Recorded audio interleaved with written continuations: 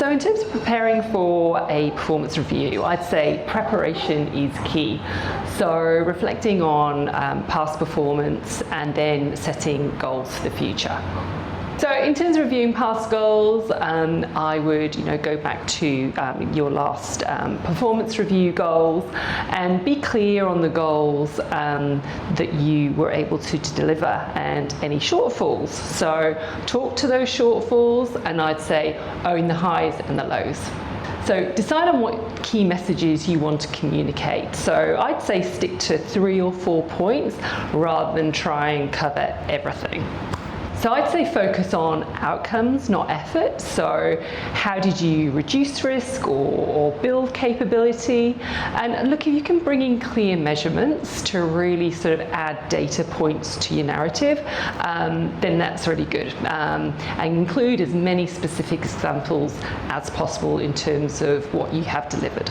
I'd say rehearse what you want to say. So, practice to ensure that the message that you want to deliver for your performance review lands in the way that you intend.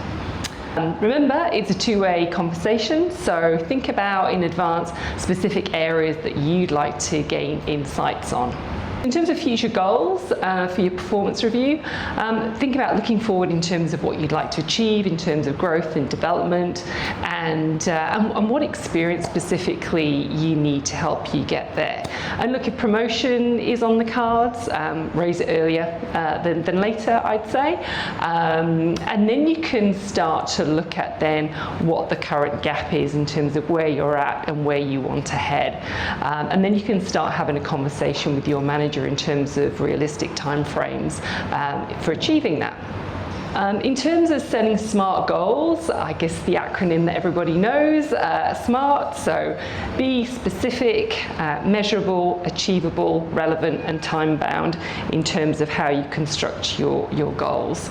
And lastly, just make sure that you document the conversation that you have with your manager and ensure that you've got clear action points to work on.